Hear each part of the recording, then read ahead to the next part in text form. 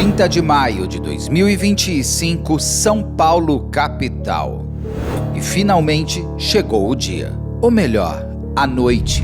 Na noite daquela sexta-feira, Paulo Cupertino seria finalmente confrontado pelos fantasmas de suas vítimas, o ator Rafael Miguel e os pais João e Miriam. Confira com a doutora Solange Beretta como foram os 2 dias de julgamento de um dos crimes que mais marcaram o Brasil.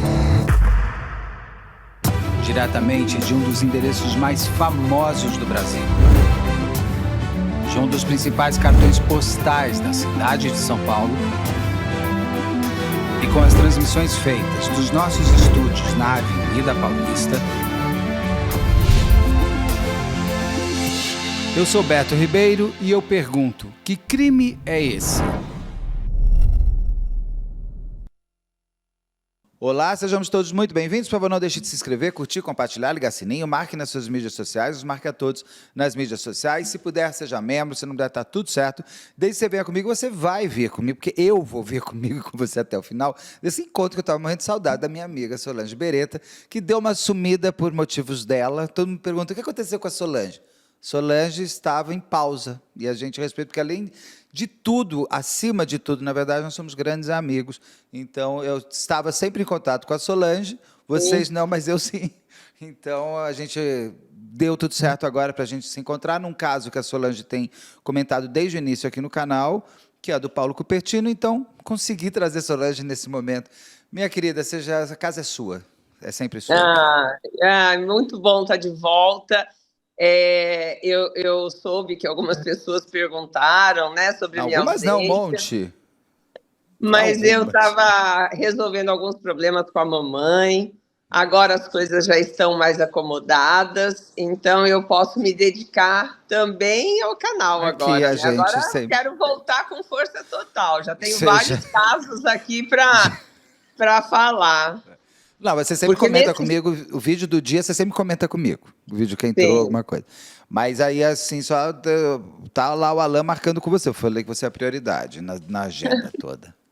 Nós vamos fazer bastante casos bonitos, casos muito legais, que eu tenho nesse meio tempo também compilado alguns casos que eu acho que todos do canal vão gostar. Com certeza.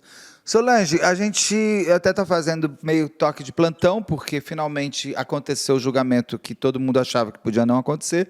A gente estava até comentando nós dois aqui um pouco antes de começarmos a gravar, que a sensação que se teve dessa vez é que foi todo mundo mais pragmático para que pudesse existir, de fato, o julgamento do Paulo Cupertino, o autor das mortes do Rafael Miguel e dos pais dele.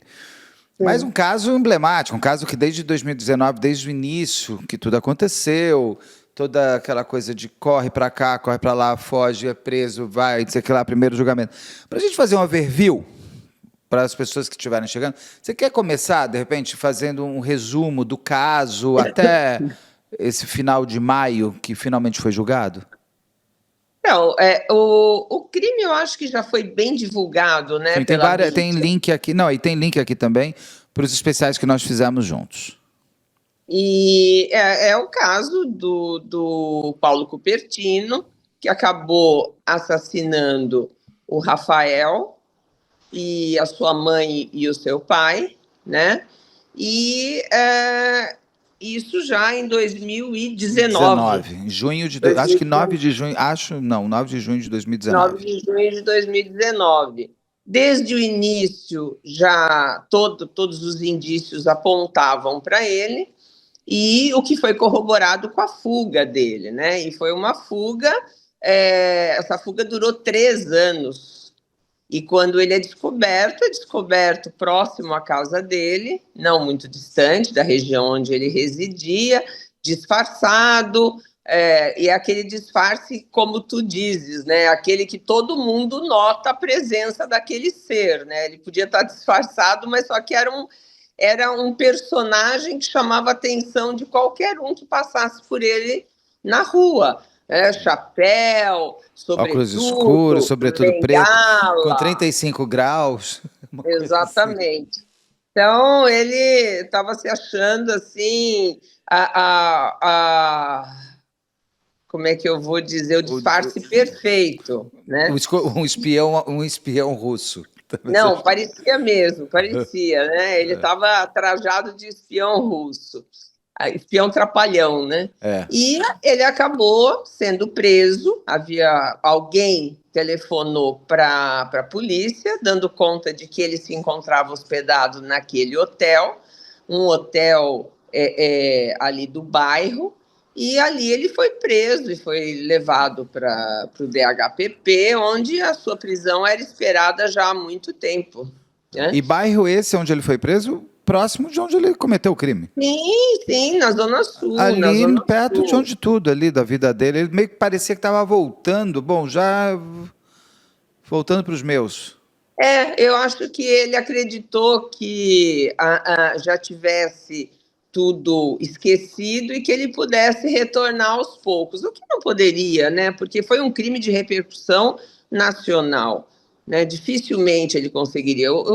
Para que ele pudesse voltar a ter uma vida normal, se é que a gente pode dizer assim, porque é uma pessoa que sempre ia continuar em fuga, ele teria que ter levado a família dele para onde ele estava, né? O Brasil é enorme, tanto é que ele conseguiu se esconder durante muito tempo, né? E essa era uma possibilidade. Agora, ele retornar ao local do crime, fatalmente ele seria pego, né? Ele era uma figura conhecida por todos. E ele retorna, nega o crime desde o início, nega a autoria, e aí inicia-se toda a instrução criminal. Ao final, ele é pronunciado pelo triplo homicídio duplamente qualificado. Só lembrando uma coisa importante, o crime é em 2019, ele foge, e ele fica 5 anos em fuga. Ele é capturado em 2024, não é isso? Não, eu vi 24. Que foram 2024, é isso? Foi 24 ou 23, mas ele ficou muitos anos muito fugindo. Tempo. Ali pelo Mato Grosso do Sul, quase divisa com o Paraguai e tudo mais. Exatamente. E ele ainda é arrogante. Você viu o que ele fala no depoimento dele? Ele ainda tira sarro da polícia não ter prendido ele, né? Exatamente, são os incompetentes. Patetas. Todos incompetentes. Né? Ele desafia os promotores, né, no interrogatório, desafia o assistente, o representante do assistente de acusação. Ele Eu te pergunto, aquilo não tem um tom de ameaça? Às vezes a gente vai entrar mais a fundo no depoimento dele, mas já antecipando, tem um momento que ele praticamente puxa o promotor para a briga, assim, vem aí. É quase um tom de ameaça ali, um pouco. Assim. Ele é arrogante, né? Ele é muito arrogante. Ele é uma pessoa perigosa, com certeza. Olha, ele matou 3 pessoas. Sim. Que sabemos. Que nós sabemos, né? Inclusive foi levantada a dúvida dele ter matado uma terceira pessoa, até pela própria Isabela foi levantada... Uma quarta, né? Uma quarta pessoa foi levantada essa hipótese pela Isabela, mas, enfim, não se sabe nem quem seria essa vítima, né? Teria que se fazer toda uma investigação a respeito.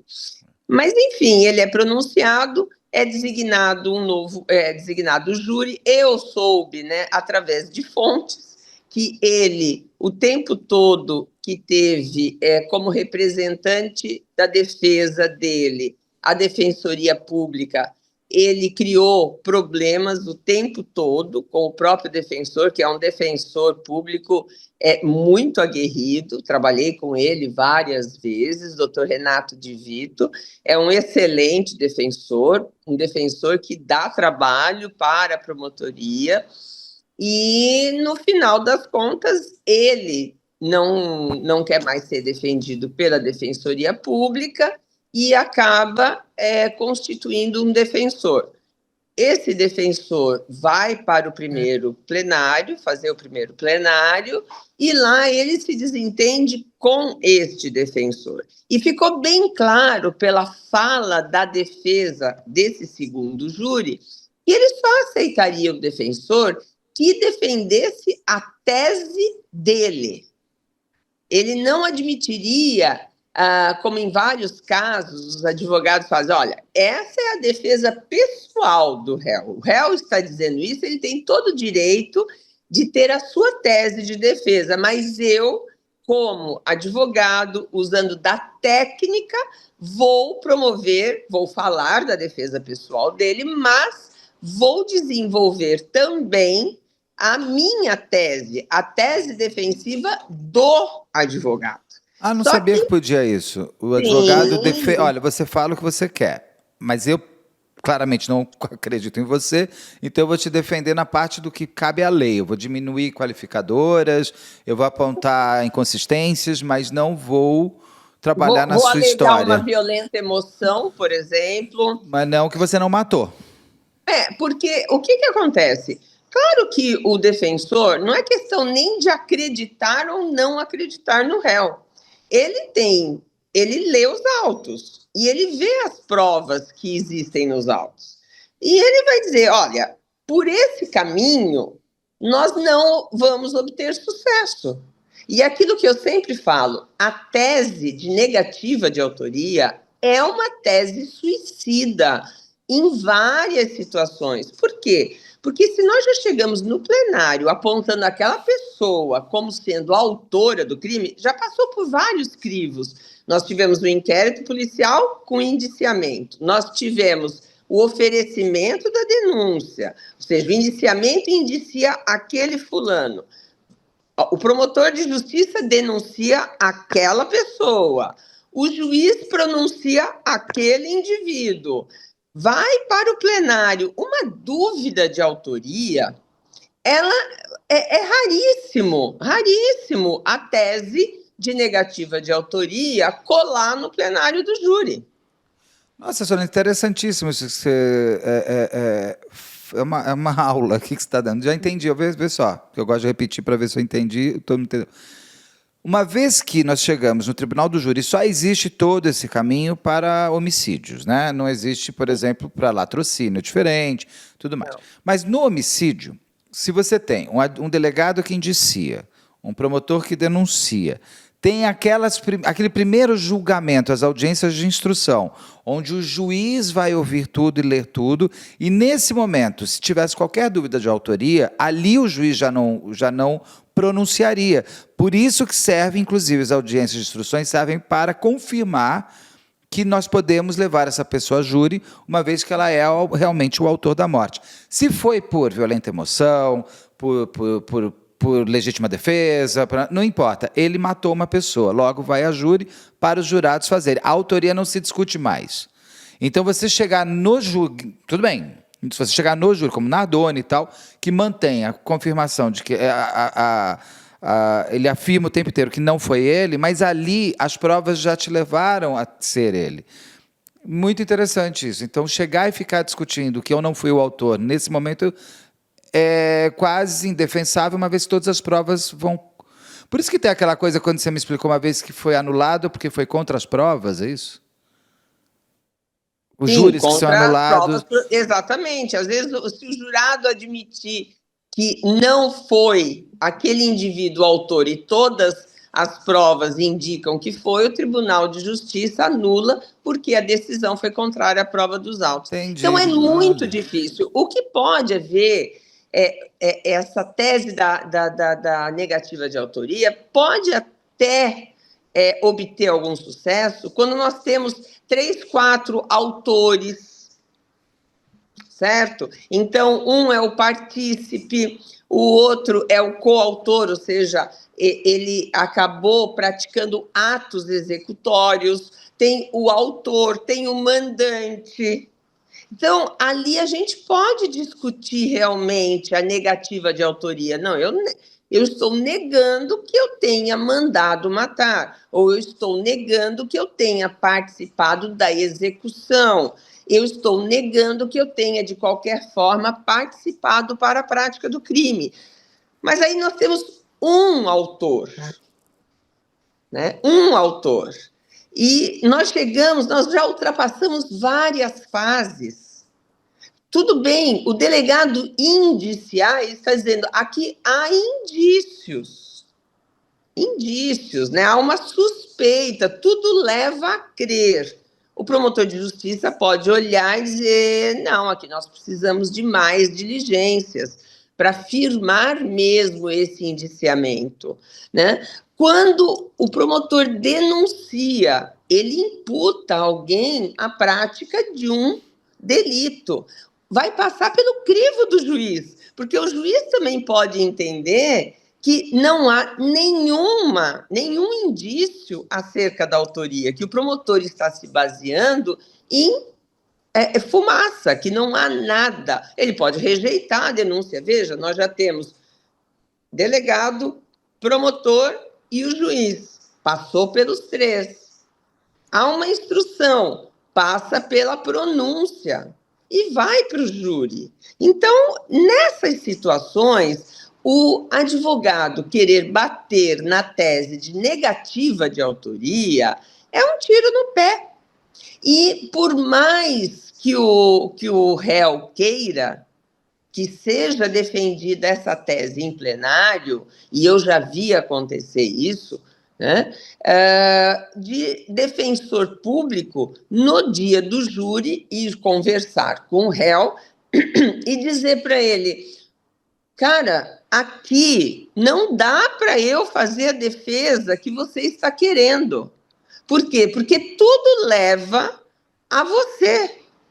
As provas apontam a autoria para você. O que eu posso fazer aqui é tirar essa qualificadora, colocar um privilégio, tentar outra causa de diminuição de pena, alguma atenuante, para que você tenha uma pena proporcional àquilo que aconteceu. E o réu dizer, não quero.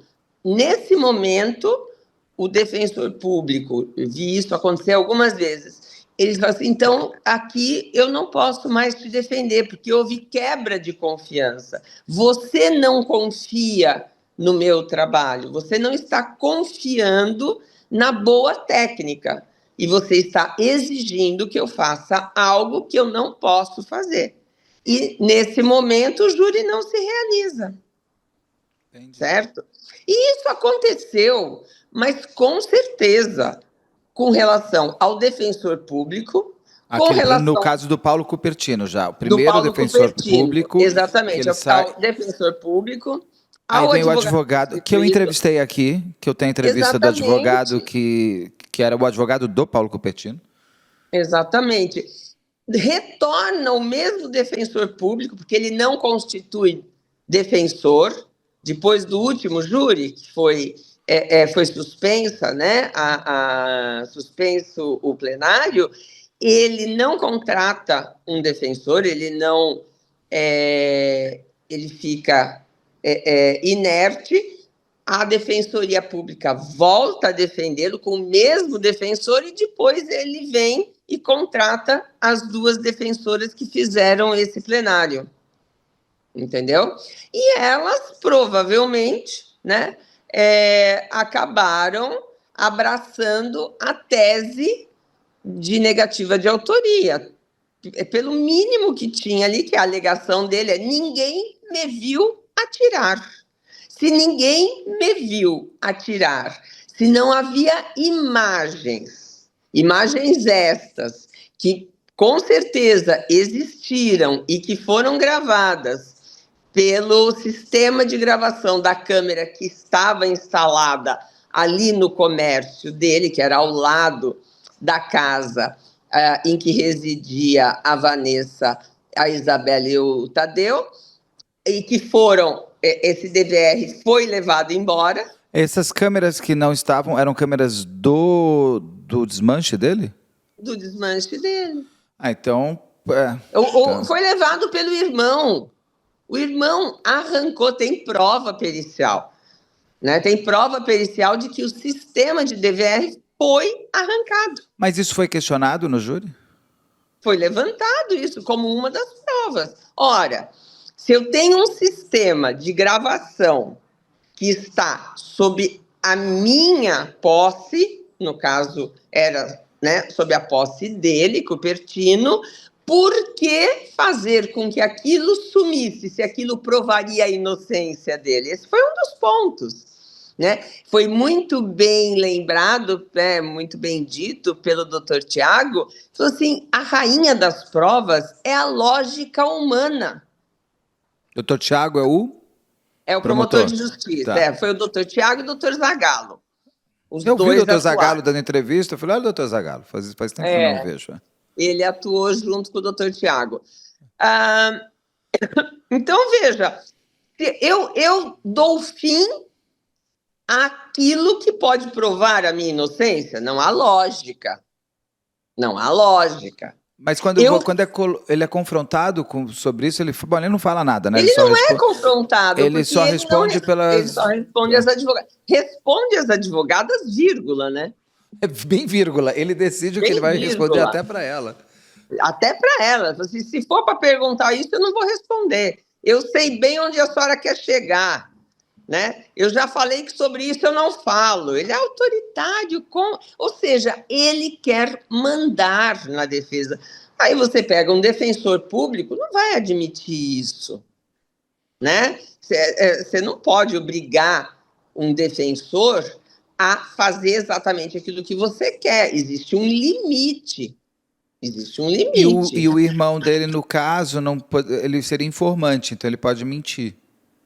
Poderia mentir. O irmão do Paulo Cupertino. Poderia mentir. Ele é questionado, mas ele fala alguma coisa sobre esse DVDR? Por que ele arrancou? Não, ninguém fala. Ninguém sabe como que desapareceu. Mas só que o caseiro que estava lá, que guardava o local, né, que era uma pessoa que ele acolheu, ele era um morador, enfim, uma pessoa em situação de rua. Uma pessoa em situação de rua. Que hoje em dia tem. E cansativos. Mas, enfim, ele diz, ele falou assim, olha, somente o Paulo, eu e o Joel tínhamos acesso ao interior da loja, onde ficava o DVR. Eu não tirei. O Paulo Cupertino não voltou. Só resta uma pessoa. E quem tinha interesse em manter aquela prova para inocentar o Paulo Cupertino? O Paulo Cupertino e as pessoas que lhe eram ligadas caras, a ele. no caso, o irmão. Né? Então, aí já começa, você já fala, poxa, mas por que sumir com isso? Quem tem acesso? Por que tiraram? Inclusive, não tiveram o cuidado sequer de desconectar da energia elétrica, arrancaram mesmo. Foi algo que foi feito de forma muito rápida para evitar que numa busca e apreensão, como de fato ocorreu, né, no interior da loja, pudesse ser encontrado ou ser flagrado fazendo isso, né, retirando aquele equipamento. Mas esse equipamento tem que ter sido retirado, assim, enquanto ele matava os três e corria, alguém logo tinha em que estar tirando. Logo em seguida. Né? Logo em seguida. Aquilo não demorou, porque a primeira pessoa para quem ele liga é para o irmão dele, né? Ele vai atrás de quem pode ajudá-lo na fuga. E de mais dois amigos que também foram inocentados. Depois a gente vai falar aqui. Eu achei interessante a postura do promotor, né? Achei bem interessante. Isso que é o bonito do júri. Você pode, mesmo tendo todas as provas ali favoráveis a uma condenação, você, por uma questão até de política criminal, pedir absolvição. Né? É bem interessante, eu já fiz isso também, em casos até bem mais, assim, que a conduta do agente foi até uma conduta muito mais séria, mas que eu entendi que ali a política criminal exigia que, para que fosse feita a justiça, a pessoa, né, o réu fosse absolvido. Isso que é o bonito do júri. Eu concordo com muitas críticas que são feitas ao tribunal do júri, mas eu creio que na balança, pelo menos eu que sempre trabalhei no júri, que sou uma ardente defensora dessa instituição, eu acho que colocado na balança é onde melhor se faz a justiça. Claro que nós estamos falando, né, o meu universo de conhecimento é São Paulo, e agora por estar estudando alguns outros casos, Paraná, Rio Grande do Sul, Santa Catarina, tenho visto muita coisa de Minas Gerais, tenho visto muita coisa do Pará, Goiás. Então, tenho encontrado, tem decisões que são equivocadas? Tem, mas juízes togados também tomam decisões equivocadas. Ainda continuam humanos, não são inteligência artificial. Exatamente, né? Exatamente. Então, mas voltando ao júri, nós tivemos então a oitiva das testemunhas, a irmã do Cupertino foi. Não, a irmã do Cupertino, não, a irmã da dona Miriam, né? Foi ouvida. A tia do Rafael. A tia do Rafael, que morava no mesmo terreno. A Isabela foi ouvida, foi muito bem. Ela é uma menina extremamente inteligente, extremamente articulada. Eu vejo nessa menina assim, um futuro muito promissor em qualquer carreira que ela queira abraçar. Né? Uma pessoa que passou pelo que passou, primeiro em ter uma família desestruturada como era a dela. Porque não é fácil você ter uma família em que o pai está dividido entre duas famílias. É tanto ruim para a família oficial como para a família não oficial. Os filhos sofrem em ambas as famílias. Eu posso dizer isso por conhecer casos semelhantes a esse. Né? E Há um a casa que ela morava, a casa onde aquela família morava, fisicamente falando, quando você vê as imagens nos autos, nos laudos, ela me lembra aquelas casas daqueles sequestradores que mantinham uma segunda casa no porão, onde mantinham, sei lá, como tem na Áustria e tudo mais, mantinha a filha durante 20 anos lá embaixo, tendo filho com a filha. Ela me lembra aquelas casas, elas são assim, são sem vida, elas não têm nem janela, elas são quartos, assim, é tudo muito precário, a sensação que se tem é que tudo foi feito do que deu para se fazer. Sim. É aquela coisa muito... E é colado, né, no trabalho dele, então ele tem controle absoluto do que está acontecendo ali. Ele tem câmera que ele controla o entra e sai da casa dele. Aquela câmera é praticamente o olho dele, né, o Big Brother dele, vendo a família. Vendo a hora que a filha chegou, a hora que a mulher saiu, a hora que o filho veio, quem entrou...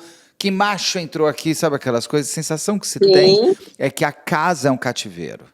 Sim. Ela é muito etérea de condições harmoniosas e emocionais. Então, realmente, só de você ter crescido ali, dentro daquela situação, já te torna um ser humano um pouco mais duro mesmo.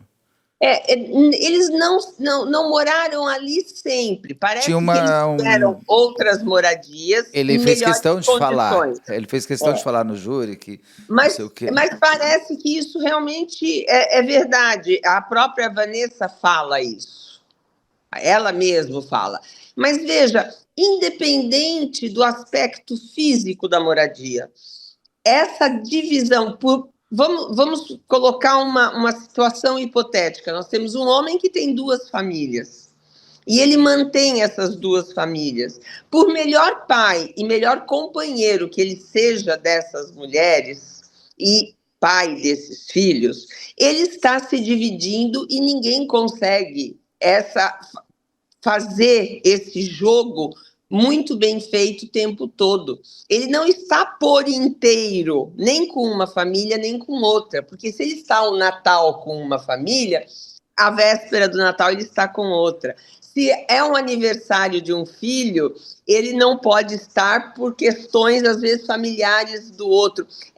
Isso faz, e eu estou falando com conhecimento de causa, porque vivi isso, não eu, né, mas muito próximo a mim, e eu via o quão isso foi pernicioso para os filhos, para as relações e para o próprio homem que fez essa opção de se manter nessa vida dupla. E isso traz reflexos muito danosos aos filhos. Então, só por isso já seria o suficiente. No caso, o que parece? Você tinha uma amante que queria que ele fosse o seu marido, que ele deixasse a primeira mulher. ela forçava essa situação e, diante da resistência dele, porque ele não queria deixar a Maria Quitéria, né? E por conta disso, ela muito provavelmente desenvolveu o alcoolismo. Ela passou a beber e daí a vida começa a ser um inferno. E as crianças presenciavam aquilo. E a outra família também sentia o reflexo disso. Então você imagina, esses filhos, tanto é que o filho mais velho dele não visita na cadeia. O filho mais velho, o filho da Maria Quitéria, nunca foi à cadeia E visitá-lo. até um que ele cita que não está no depoimento dele, ele fala, fulano foi embora. Não estou vendo aqui. Ah, Ele, eu não, se, eu não, não ele, reparei isso. ele fala isso, ele fala com a família aqui, que está de um Deve ser lado aquele a que Vanessa e visitava, a né? outra... eu não sei, ele fala dos dois filhos. Eu acho que o que não visitava, que ele falou, ele está meio rebelde. Ele falou, ele está É. meio rebelde. Tem um filho que nega mesmo essa proximidade, né? Exatamente, quer dizer, que exemplo é esse de pai? Né? Um pai que faz a mãe infeliz, um pai que não está por completo, por mais rude, por mais ogro que ele fosse, mas não estava por inteiro ali naquela relação. Então, isso afetou os 4 filhos, com certeza, né? Esse relacionamento dúbio que ele tinha com essas mulheres. Mas o que ocorre? A situação dessa segunda família, Vanessa, Tadeu e Isabela, ela piora em termos de moradia. Você vê aquela casa, é um, é um corredor. É Então, um mas corredor. e eles estavam crescendo, né, Solange? Tem uma coisa Exatamente. assim, quando eles eram crianças, ele parece até que era um pai amoroso. Quando eles crescem, vão poder se tornar seus opositores, que a sensação que eu tenho é que agora que vocês cresceram, vocês vão entender, vocês vão ficar aqui. Vocês não vão sair, não. Uhum. E aí vai para esse corredor da morte ali, né? É uma coisa, é uma questão assim, insalubre aquela casa. É uma questão assim, a própria tudo, as fotos são angustiantes do São local. angustiantes, são angustiantes, né? E dizer que era o que ele faz questão de no interrogatório dizer o que ele dava para uma família, ele dava para outra. Mentira, isso não é verdade. Isso não é verdade, né? Até porque também ele não era um Ele milionário, né? exatamente. É difícil manter 2 famílias, não é fácil, né? Opa, se Você com dinheiro tinha, já é complicado, imagina sem tanto. com Né? certeza, né? Mas ele faz questão de dizer que o que ele dava para um, ele dava para outra, né? Mas o que ele menos dava era a liberdade, era a tranquilidade, ser um pai amoroso, mais amoroso, menos amoroso. Isso você tem da personalidade de cada um. Você tem excelentes pais que não são tão amorosos, mas demonstram o amor de várias outras formas. Mas ele não, ele batia na mãe da Isabela e do Tadeu, Além de né? tudo, era isso que eu ia falar, não era só uma casa sem nada, era uma casa com violência. Com violência, Ele quebrou com inclusive não sei contra a quantas filha. costelas da Vanessa, 3 de quantas um lado vezes, e 4 do outro. O e duas nariz não vezes sei o quantas nariz. vezes. E ele nega. Agora, como acreditar nele, na negativa dele, se ele nega a prática desse crime que não tem outra explicação que não a de que foi ele o autor dessas mortes? Essa Né? Então, explicação é tudo uma que ele coisa fala é interessante. mentira. Né? Ele diz, você percebeu no depoimento tem o depoimento do Paulo Cupertino, tá no YouTube, em vários canais, só colocar ali que você consegue assistir a tudo. O que você achou ali? Foi muito performático. E eu perguntaria para você, no depoimento dele, a gente conversou sobre isso um pouco, queria, se você quiser falar sobre isso. Foi dado a liberdade para ele até para encerrar aquela história, né? Porque senão, a qualquer momento, ele podia levantar e ir embora. A sensação que eu tive, num primeiro momento, quando eu comecei a ver, eu falei, isso aí não vai acabar bem. Eu pensei comigo. Porque qualquer juiz ali já teria colocado ordem naquela bagunça que ele estava fazendo no plenário, né? Um total desrespeito a todos, aos promotores, A às polícia. advogadas dele, à polícia, até o próprio juiz, há momentos em que ele cutuca o próprio juiz, e a maneira dele se colocar, eu falei, meu Deus do céu, é aquele réu que a gente fala que ele se autocondena. Você não precisa de muita força, sabe? Tem réu que você fala assim, bom, esse aí no plenário, que era o que eu queria fazer com o Sérgio Gadelha, né? O Sérgio Gadelha, no caso Ali de da Genópolis, da de Pará. Higienópolis, ele seria mais um prato, sim, para se comer, saboreando e salivando, porque é um réu que se autocondena. Esse caso Ele tem aqui um consegue. comentário da Solange contando toda a história. Ela foi, inclusive, promotora dessa história, onde ele matou a esposa literalmente na porrada, né? Exatamente.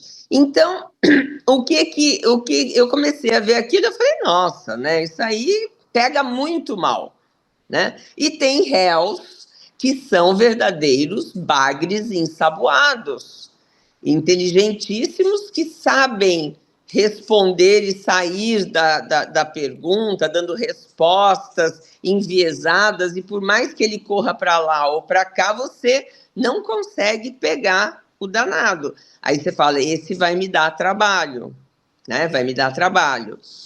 E tem os normais, tem os normais. Mas ele começou aquela performance dele todinha, e eu comecei até a ficar meio chateada com o juiz. Eu falei, poxa, como é que o juiz não faz nada? Né? Indignada. Daí depois eu parei e falei assim, não, não.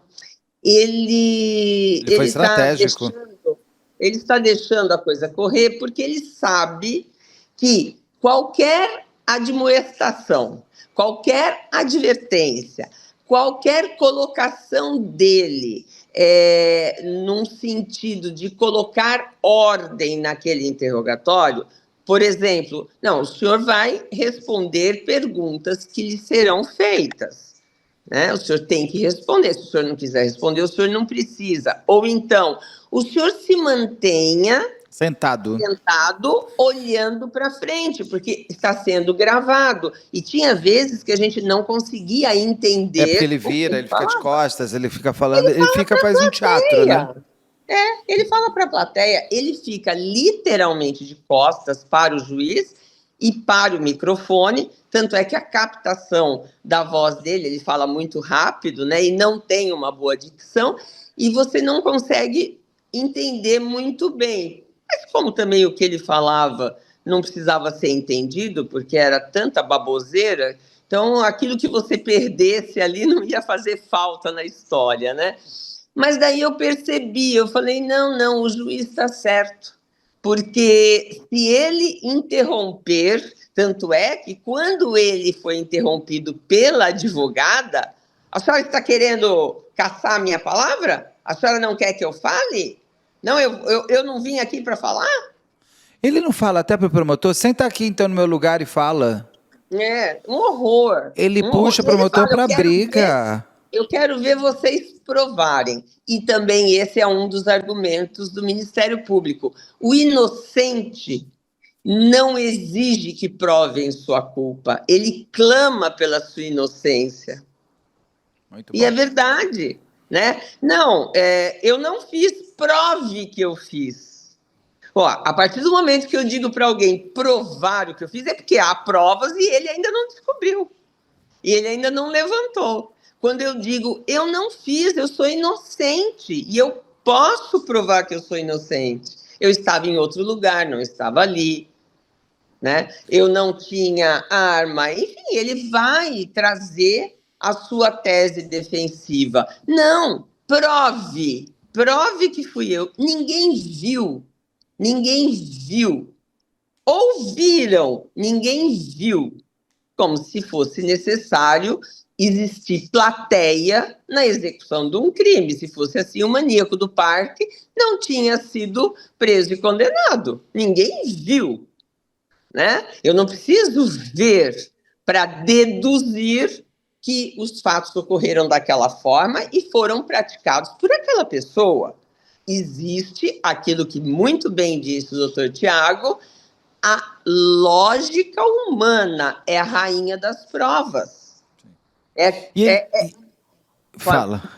Não, fala. Você tem prioridade. Eu posso complementar isso, mas... Então complementa. Não, é aquilo que eu digo, é um quebra-cabeças, que você vai montando as peças e surge o cenário, surge a prática do crime, você enxerga como o crime aconteceu, quando você junta perícia do local, quando você junta o laudo necroscópico ou o laudo de exame de corpo de delito, quando você junta as herbes dos telefones, as mensagens enviadas, você vai juntando aquelas peças e elas formam um cenário e que te diz, olha, os fatos ocorreram dessa forma. É a lógica humana. O doutor Zagallo até falou numa entrevista, acho que foi para o Fantástico, que o Paulo Cupertino queria deixar de ser réu para ser testemunha de um crime. Sim. Né? É o que ele tentou fazer ali. Você conseguiu, porque assim, tudo bem, vamos comprar o jogo dele, que não foi ele. Beleza, não foi ele. É indiscutível que ele estava e que ele viu tudo. Logo, ele é uma testemunha ocular e super importante. Imagina, ele viu o autor, ele viu os disparos, ele viu as mortes, ele viu tudo. Vamos comprar a ideia dele. Você conseguiu entender? Não, e mais, né? Ele ainda levanta a possibilidade de que ele sabe quem foi, mas ele não pode dizer quem é, porque ele estaria colocando em risco as famílias dele. Assim, você conseguiu, assim, qual a história? Vamos ver se você conseguiu entender a mesma que a minha. Qual a história que ele traz da morte dessas 3 pessoas? Com 13 disparos. De uma arma de um calibre que ele tem, que é uma .380. Estou começando a aprender essas coisas. Ele tem a nota fiscal na casa dele. E o estojo onde essa arma ficava guardada, que é de uma Taurus .380. E na loja dele, munições compatíveis com essa arma. Ponto. Então aqui, ó, peça do quebra-cabeça, certo? Ele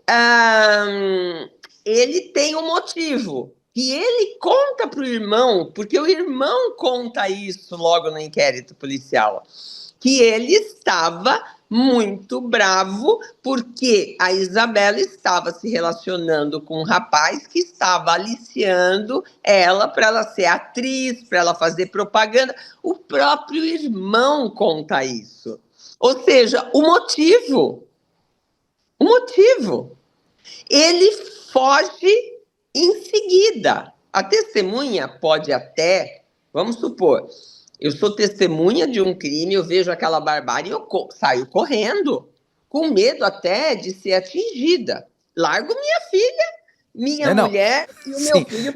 Eu faço de tudo pelos meus filhos. Ele fala assim, eu faria pior pelos meus filhos. Exatamente, ele fala. Mas eu vejo o cara matando 3 pessoas na minha frente e corro que matem os meus filhos, mas não me matem. Ele não fecha a porta, veja, ele está na porta, recebendo aquelas 3 pessoas, alguém chega, começa a efetuar disparos, ele não tranca a porta para se proteger e para proteger a família dele. Não, ele sai correndo.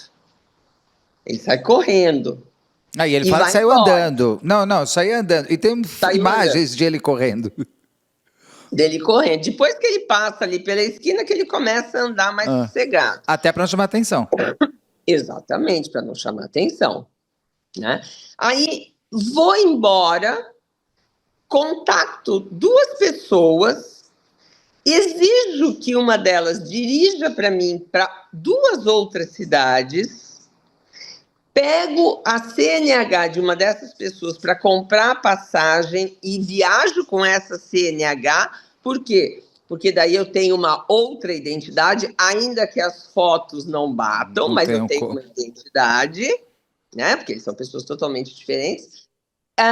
E fico ausente anos sem cuidar das minhas famílias, né? Dos meus 4 que são filhos, as pessoas mais importantes da minha vida. Mais importantes e por quem eu mataria pior. Faria pior, Exatamente, faria pior. E ainda digo durante o meu interrogatório no júri que nesses anos todos eu nunca mais matei ninguém. Opa, que ato falho! Nunca mais. E mais, me chamaram, a mídia me chamou de traficante. O meu artigo é outro. Ou seja, eu sou criminoso. Tatuava no antebraço marginal, sempre marginal. E cubro essa tatuagem. Marginal, sempre marginal. Para sempre marginal. Uau, é. O carro que ele utilizava era clonado. Nossa Senhora. Devia ser um receptador. Ele tinha um desmanche, não é isso? Desmanche, ele vendia também peças novas na loja, mas vendia Até peças para usadas. ter, né? Senão vai passar a fiscalização que você tem aí para vender. Exatamente. Então, e passo anos fora, fugido, porque eu fui testemunha e deixo a minha família desguarnecida, desamparada. Não, e de um criminoso perigosíssimo. Exatamente.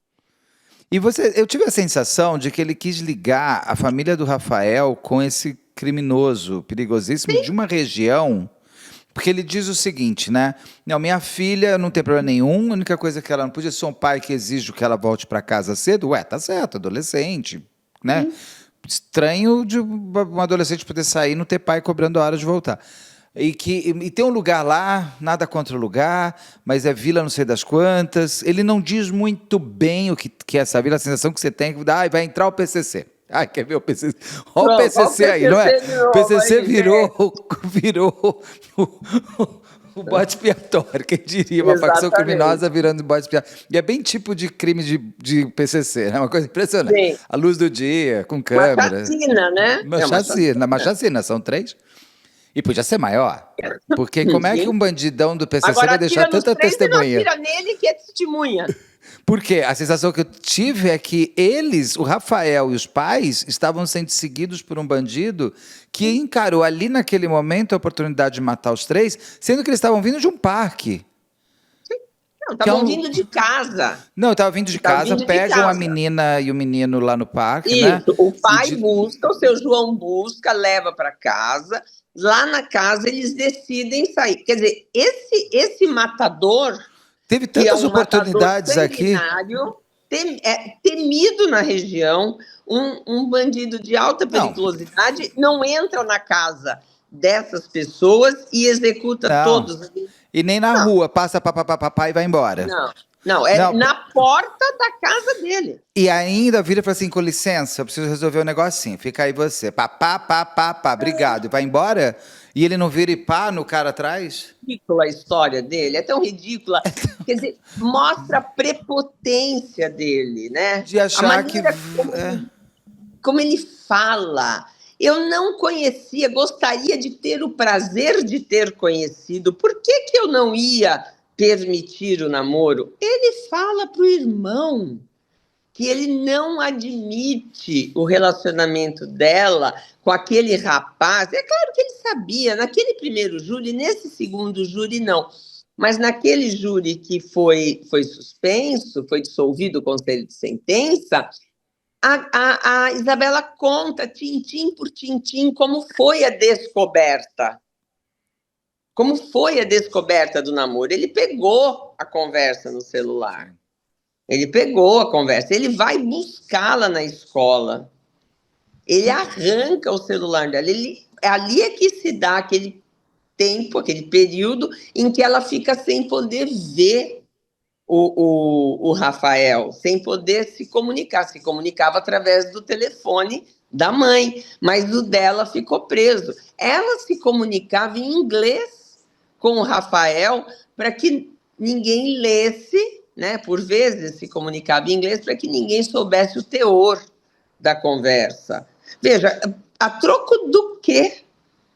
Por que foi retirado o celular dela?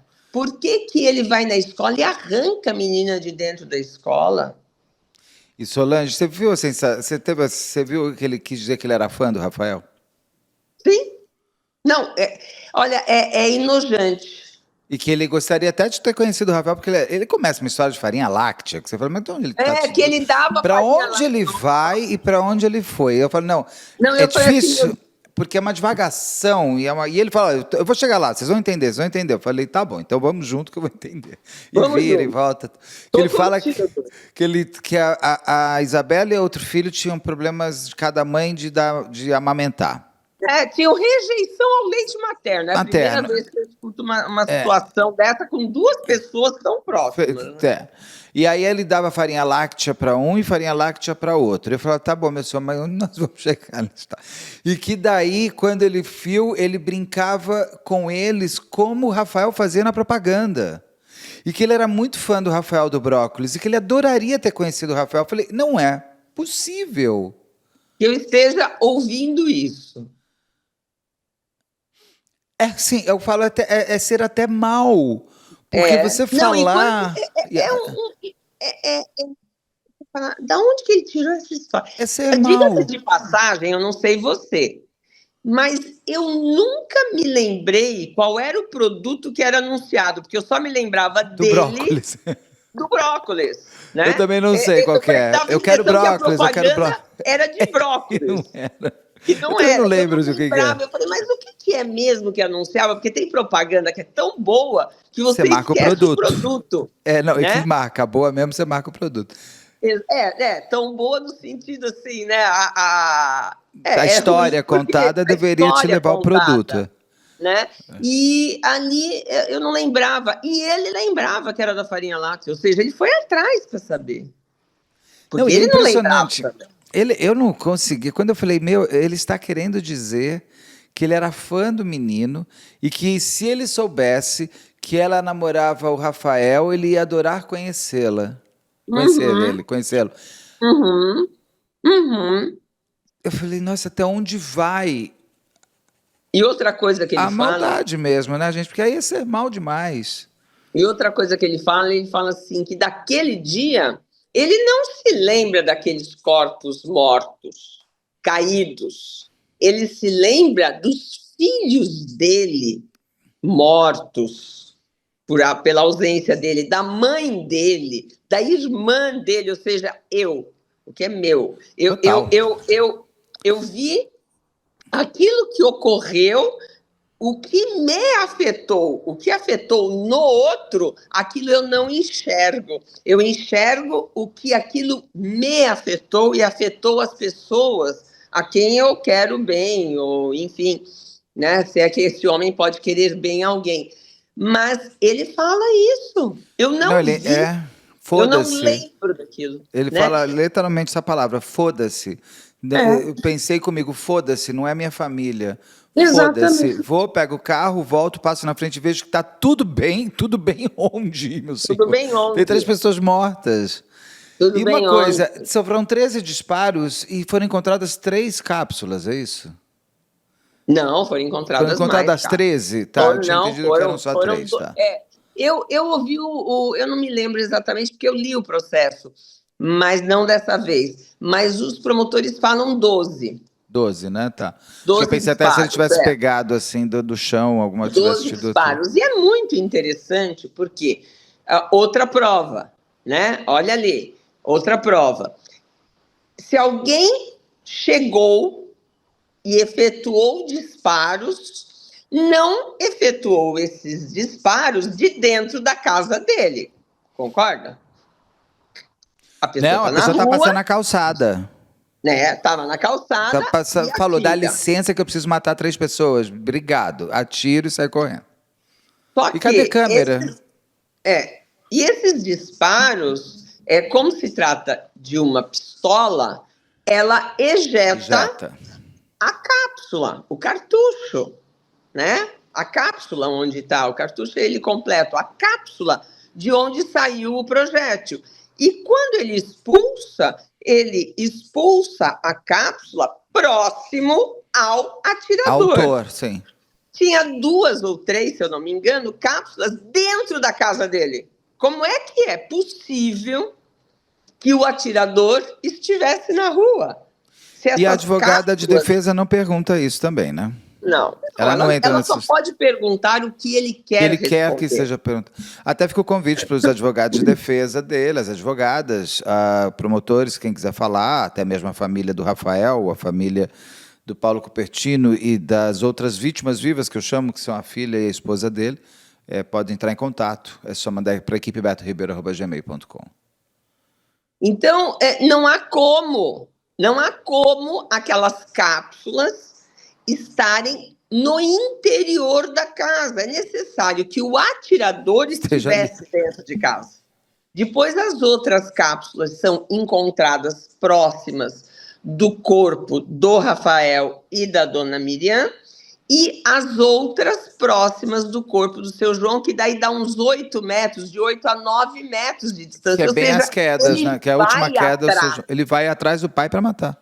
Ele vai atrás. Então, ele mata, ele atira de onde ele está. A mãe se joga na frente.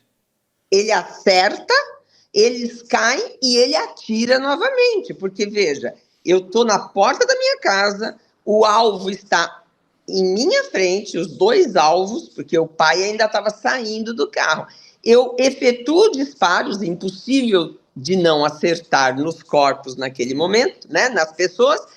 Eles conseguem ir até o carro, alguns metros, poucos metros, 1, 2 metros de distância, e lá onde os corpos caem também são encontradas cápsulas, ou seja, ele vai até os corpos já caídos, e depois ele vai atrás do pai. Por quê? Porque há cápsulas próximas do corpo do pai.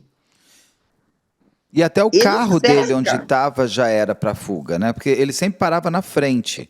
E não ter o carro ali daria mais tranquilidade para quem estava chegando. E ele no interrogatório disse que o carro estava assim, só que do outro lado da rua. Por quê? Porque como era uma rua de mão dupla, quando ele vinha da esquerda, ele parava na frente. Mas como ele tinha vindo da direita, ele parou do outro lado. Mentira. Porque... Mas é mentira, porque ele vai pegar o carro na outra rua. O carro foi encontrado do outro lado. Não, e a própria Isabela, ela teria medo do carro. Ela teria visto. E ele não põe o carro exatamente para ela não saber que ele está lá. Porque ele sabia que aquilo seria um elemento. A Vanessa nega isso, né? Dessa vez ela não falou nada, mas da outra vez ela nega que tenha contado para ele. Para ele e para o Paulo Cupertino. Para o Cupertino, que a Isabela estava com o Rafael. Porque, inicialmente, a Vanessa não sabe disso. Que a Isabela sai de casa, claro, ela fica um período de tempo sem poder ver o Rafael, falando com ele eventualmente, e num início de namoro, numa idade em que se quer o tempo todo estar conversando, estar junto, aquela coisa, né? Existe aquele fogo do início do relacionamento. Ela encontra com ele no dia anterior, à noite, na quermesse, numa festa junina. Na festa junina, na escola do Tadeu. Tadeu é o irmão dela. Desculpa, eu fico completando só. O Tadeu é o irmão dela. Vai ela, a mãe e o Tadeu para a escola. E, inclusive, o Paulo Cupertino aparece lá para dar o dinheiro para que eles gastem na escola. E ele se mostra muito generoso, porque ele diz que ele dá o dinheiro quando ele sabe que eles irão para a festa junina, e depois ele fala assim: meu Deus, eu dei muito pouco dinheiro para eles gastarem na festa junina. Aparece um cliente, pede para ele fazer um serviço fora de hora, e ele só admite fazer porque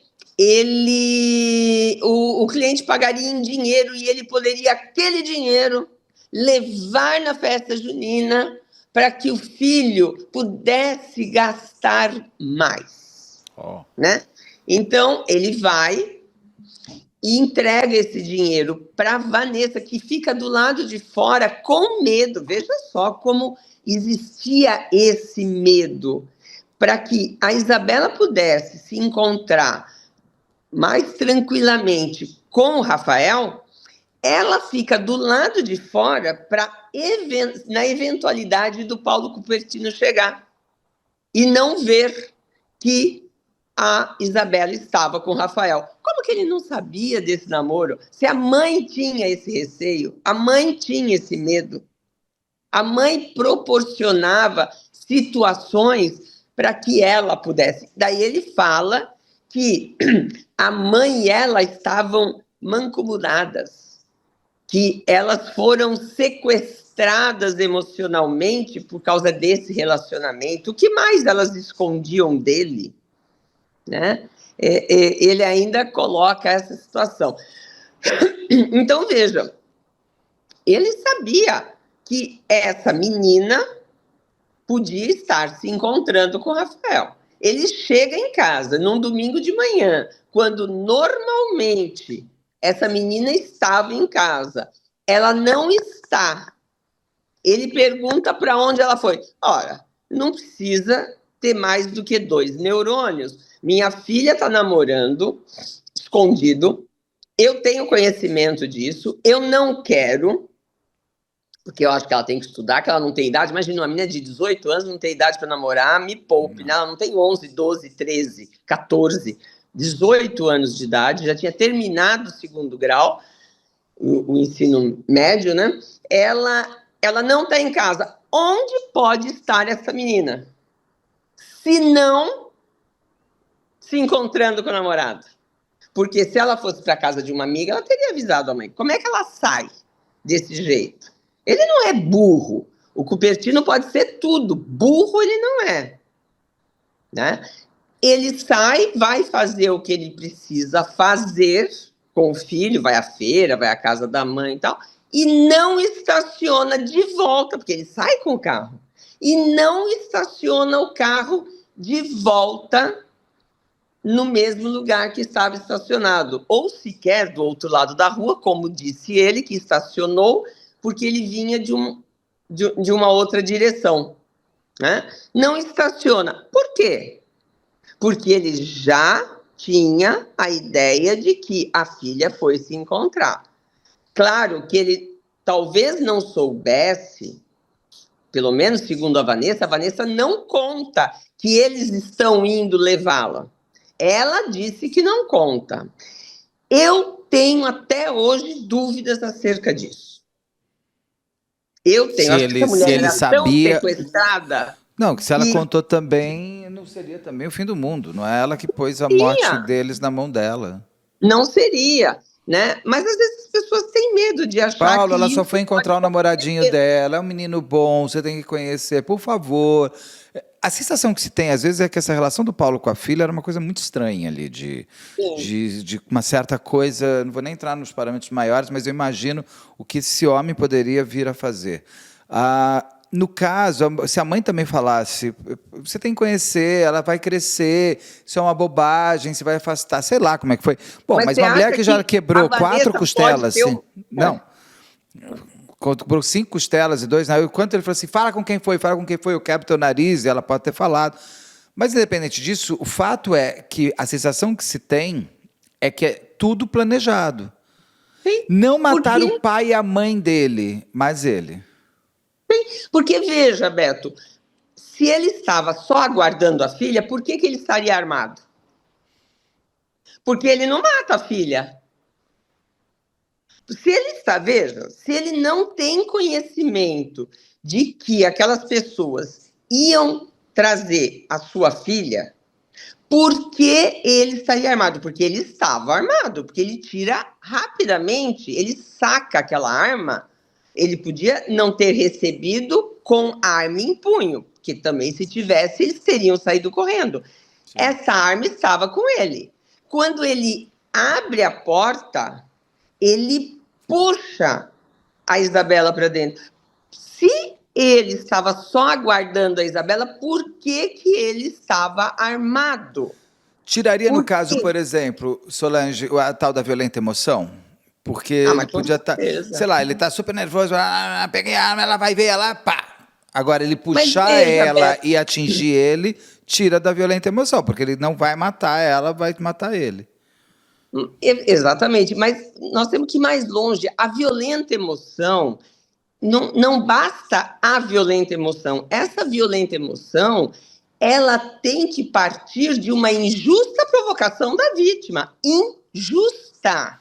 Não tem Onde justiça nenhuma. está a injustiça no ato de levar a sua filha até a sua casa? Onde está a injustiça de eu querer conversar com você? Né? Você querer entender aquilo como uma provocação é um problema seu. Tem que ser uma injusta provocação. Sim, porque senão, Solange, vai todo mundo se matar, né? Claro. Porque ela tá me provocando. O que ela tá fazendo? Ela tá respirando? Assim, senão todo mundo sai ela me olhou torto, me provocou. O que significa olhar torto? Essas coisas. Senão vai todo mundo virar violenta emoção. As pessoas têm que entender que violenta emoção não é a legítima defesa. O que eu tô percebendo é que tem muita gente indo pra violenta emoção e legítima defesa. Fica nas duas coisas aqui sempre nessa história. Sim. Entendi. Então, como não seria nem uma injusta provocação, não tem nem como ele usar a violenta emoção. Não. Né? Vamos supor, se eles chegam lá, o que você está pensando de proibir a sua filha? Ó, veja, ele abre a porta. Você é um pai de bosta, aquelas brigas que você é um castrador, você mantém essa sua filha. Quer dizer, quem é você para vir na porta da minha casa, me provocar e questionar a maneira como eu crio a minha filha e tendo conhecimento disso somente pela boca dela, certo? Somente pelas palavras dela. A boca dela é ótima, né? Pelas palavras dela. O discurso é dela. Venha saber o que ocorre aqui dentro. Quem é você para questionar o sistema que eu utilizo dentro da minha casa? Não, você não é nada. Isso é uma injusta provocação. Agora, eu vou lá. O senhor é o pai da Isabela? Não, eu sou a mãe. E ele tenta fechar a porta, né? E o Rafael coloca a mão. Dizer que isso é uma injusta provocação, colocar a mão, dizendo, não, vamos conversar. Conversar porra nenhuma. E aí ele saca a arma. No exato momento, aquilo ocorre em fração de segundo. O pessoal fala assim, quantos minutos? Gente, 1 minuto é tempo demais. Que a gente não acredita. Sim. Uma vez eu pedi para os jurados, né, que a pessoa disse, eu não lembro bem qual foi o caso, mas a pessoa disse assim, não, nós ficamos brigando ali cerca de 10 minutos. Nossa, é muito minuto. Né? Mas nem o round numa luta livre ou numa luta de boxe, quanto que dura? Né? São alguns segundos, né? Não faço São ideia. alguns segundos, 2 Não vou saber te responder isso. 1 minuto. Se por essa pergunta eu ganhasse $1 milhão, eu perderia. Porque eu não sei. Também. Eu já nem entraria. Né? Não, também. Aí eu pedi para os jurados, eu gostaria que os senhores fechassem o olho no momento que eu falar já. E abrissem quando eu dissesse já novamente. E eu deixei contar 1 minuto no relógio. 1 minuto? Aí, quando terminou, já. Os senhores querem saber quanto tempo passou? E foi uma eternidade, ainda mais quando você está prestando atenção no tempo passando. Quando você não está, 1 minuto, 10 minutos... é maravilhoso, você falou. Faltam 3 minutos para alguma coisa, você olha e fala 3 minutos. Você olha 3 minutos. 3 minutos, exatamente, né? Então, eu falei assim, passou 1 minuto. Como é que é possível essa luta ter durado 10 minutos? Veja, 10 vezes o tempo que os senhores ficaram aguardando. 10 vezes. Então, aquilo tudo ocorreu muito, tanto é que o seu João estava saindo do carro ainda. Estava saindo do carro. Tanto é que dá tempo do seu João correr para frente do carro e ficar distante 8 metros, 8 a 9 metros do portão da casa, de onde ele efetuou os primeiros disparos. Né? Então, aquilo foi tudo muito rápido. Dizer que foi outra pessoa quer dizer que baita coincidência, não? Naqueles segundos, aparece uma terceira pessoa interessada em matar.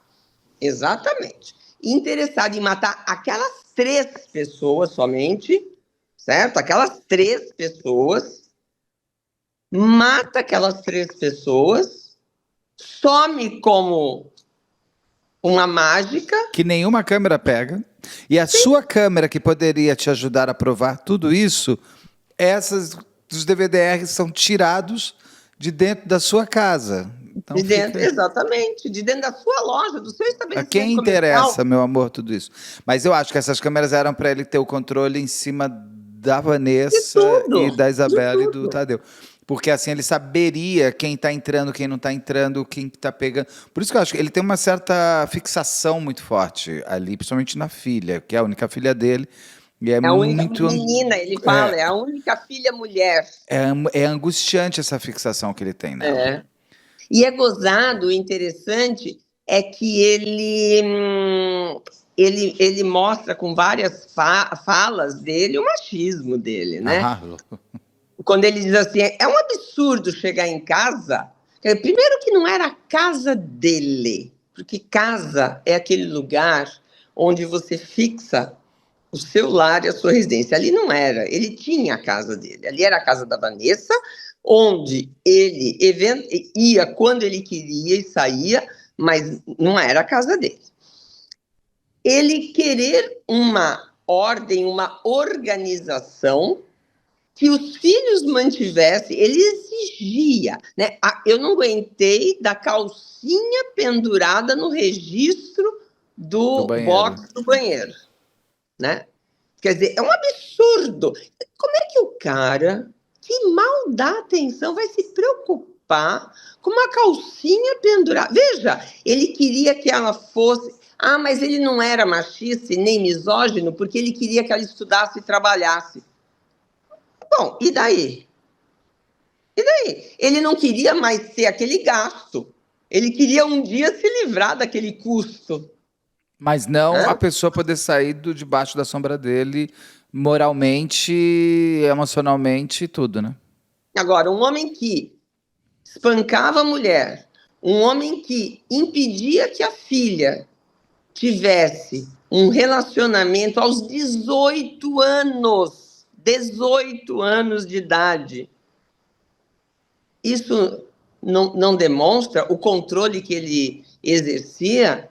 Ele deixa órfã 2 meninas, uma já casada e com filha, e a outra com grau de autismo, que dependia dos pais. Esse casal, essa família, era uma família do bem, era uma família que... Veja, eu não estou dizendo que quem frequenta a igreja é do bem, não. Eu estou dizendo que era uma família do bem que também frequentava uma igreja. Não é porque frequentava uma igreja que é uma família do bem, porque isso não é uma lógica, né? Não tem uma lógica. Mas eles se dedicavam a obras assistenciais, eles eram uma família... Não, eram pais que se dedicavam aos filhos. Olha só, eles foram buscar... A mãe liga, não é isso? A Vanessa liga no telefone, a Isabela não atende. Ela tem o telefone do Rafael. Ela liga para o celular do Rafael. A família do Rafael atende porque o Rafael deixou em casa. Eles sabem para onde o Rafael foi. Eles vão até onde o Rafael está com a Isabela. Pega os dois e levam para a casa deles. Conversam. Ali, talvez até a Isabela se sentia até mais segura, porque ela tinha uma referência de família. Ela não frequentava, não eram namorados de frequência, eram namorados online, na verdade. Mas ali você tem uma existência familiar, de fato, no quesito de amor, de companheirismo, de apoio e tudo. Tanto que eles se deslocam até a casa da Isabela no pensamento e se vendo no lugar do outro. Vamos lá, talvez se conhecendo, eles vão entender, pode ser um pai mais cabeça dura, normal. Eles nunca imaginaram que eles iam encontrar a morte. De repente... Você, João, conversando com ele, homem com homem, né? Aquela visão, aquelas coisas, homem com homem, talvez se entenda, ainda mais porque você também é pai de menina, assim como ele. Não é só que você tem um filho homem que quer namorar a filha mulher dele, mas você já esteve do outro lado, você tem uma filha que já é casada, você entende, você tem empatia por esse sentimento de proteção. Sim, eles julgaram para onde estavam indo com o pensamento no seu próprio reflexo. Ou até mesmo, eles podem ter só dado uma carona, porque era muito perto do almoço, não era? A outra menina ficou, inclusive, a filha mais nova, sem comer, coitada. Então, Ficou assim, até eles às 8 horas da noite. podem ter só dado uma carona. A gente deixa em casa. Tanto que a Isabela sai, ele abre o portão, o Rafael sai, e depois que ele sai, né? O pai sai depois. Mas eu acho que a Sim. mãe sai quando ela percebe. Talvez eles nem fossem conversar com o Pode Cupertino. ser. Talvez Pode eles ser. nem. Ou pode, sabe assim, pode ser toda uma carona. O fato é que quando ela sai, que ele pega, que ele vê que o Rafael vai. Porque, além de tudo, a porta do carro aqui, a porta da casa aqui. Não tem Se a jardim. Isabela tivesse visto o carro, ela teria dito: me Me deixa aqui deixa na esquina, eu vou lógico. sozinha. Com certeza. Aquilo foi uma armadilha, por isso que é um crime Foi. premeditado. Foi uma armadilha. Foi uma armadilha. Ele podia não saber. Vamos supor que a Vanessa não falou nada, mas ele tinha grandes dúvidas acerca de onde ela estava. Suspeitas, né? Não é dúvida. Ele tinha grandes suspeitas de onde ela estava e com quem. Vamos ver se ela vai chegar com ele. Porque não tem motivo ele estar armado quando ele abre a porta. A gente também não sabe, né, Solange, o que ele poderia ter feito com essa arma lá dentro de casa. Porque ele chega a puxar a menina e fechar a porta. Então, em princípio, no primeiro movimento, ele fechou para a gente entrar e aqui dentro a gente conversar. Parece essa sensação que eu tenho. O Rafael põe e fala, pera, vamos conversar. Ele fala, você é o pai da Vanessa, não sua mãe, uma coisa, o pai da Isabela? A mãe não, fala sua... primeiro. A mãe fala primeiro. Você é o pai da Isabela? Não, eu sou a mãe. Aí ele vai fechar. E nesse mesmo momento ele puxa a Isabela. Ele vai fechando a porta, o Rafael coloca a mão e diz, não, vamos conversar. Conversar porra nenhuma. A Isabela já está dentro, ele já tira a arma. Por que ele estava com essa arma e por que o carro não estava ali na frente? Porque o carro estava posicionado para fugir. A gente não sabe se ali ele estava com sede de morte de todos, de quem viesse, de como foi. E agora ele reorganiza a história de que pela minha família eu faria tudo, mas não sei se também ele ia dar algo... Que ele estava com vontade de matar, ele estava. Aí ele ia bater em todo mundo, no mínimo, ali. Porque a arma ele andava, ele trazia para dentro de casa. Se ele fosse usar a arma contra eles, ele já teria usado anteriormente. Esperava ela entrar, acho que a família dele não, entendeu? A família dele não. Mesmo. Mas que ele ia dar uma surra na Isabela e na mãe, mas não tenho a menor dúvida se ela tivesse chegado ou sozinha ou se ele tivesse, naquele momento, fechado a porta sem aquele questionamento do Rafael. Vamos conversar. Não, vamos conversar. E marginal para sempre. Marginal sabe como agir, né? Sabe como pensar e sabe a quem recorrer e tudo mais. Os dois que ajudaram ele foram inocentados dentro daquilo que você mesma disse. Foram absolvidos. Absolvidos. A pena deles seria de 1 mês. E eram pessoas, em especial um deles, não o Eduardo, o outro é o... Vladimir, William... Vanderlei. Sabia que era com Vanderlei. Vanderlei. A gente percebe bem o quanto esse fato, por mais que ele tenha querido ajudar, ficou evidente, não teve ameaça, sabe? Ele pode ter ficado meio assim, mas ele fez de forma voluntária. Pode ser que até o Cupertino tenha forçado um pouco a barra, mas não foi algo assim, uma coação que o Cupertino exerceu com relação a ele. Mas a gente percebe bem o quanto esses 6 anos foram difíceis para este homem, né? É um filho único, de mãe idosa, quase a idade da minha, ou a idade da minha. Ele cuida sozinho dela, ele morava em Sorocaba, ele ia de quando em quando para aquele bairro, ele não... pode ser que ele já tenha morado naquele bairro, mas a partir de um certo momento ele vai morar em Sorocaba.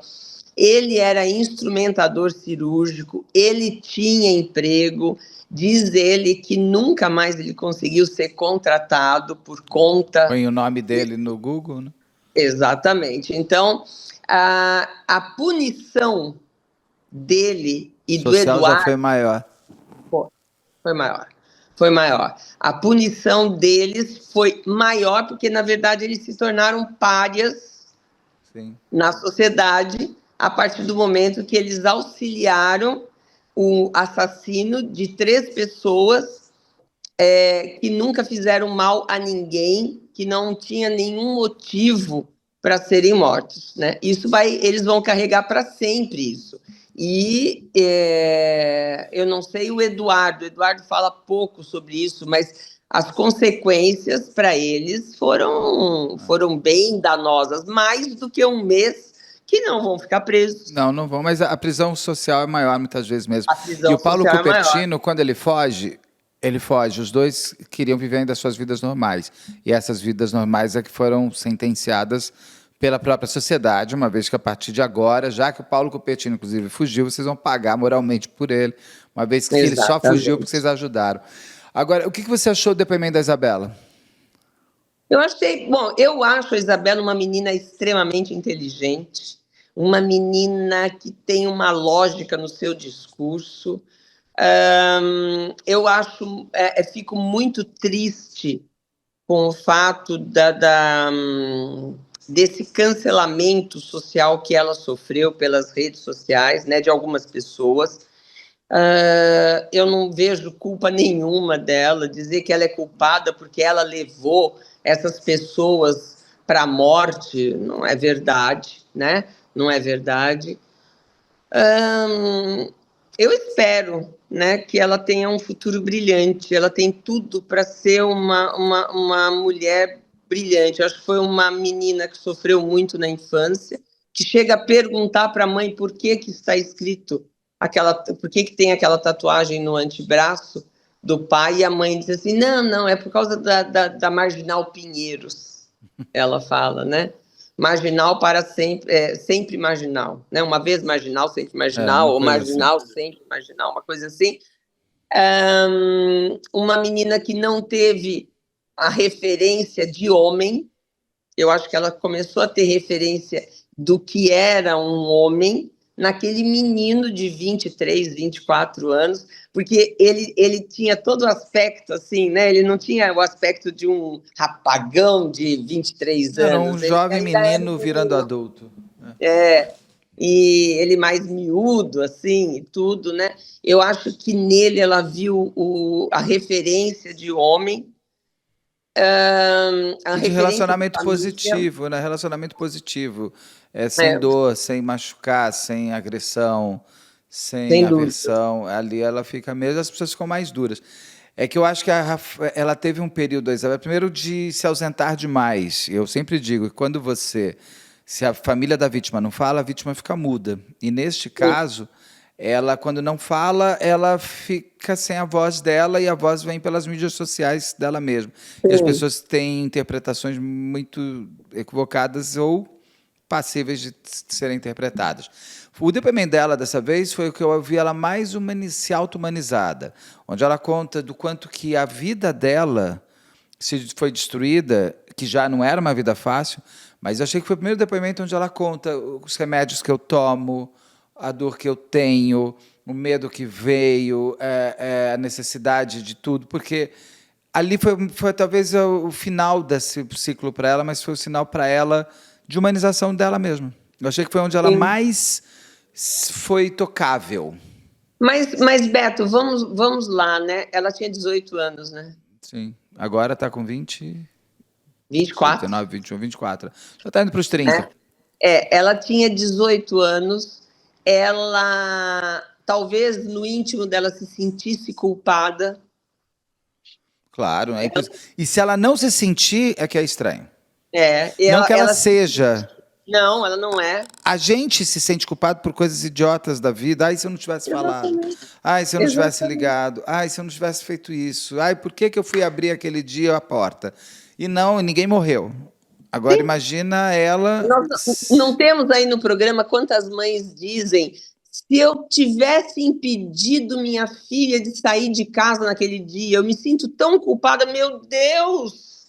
Né? Imagine a Isabela, que O assassino é o pai dela.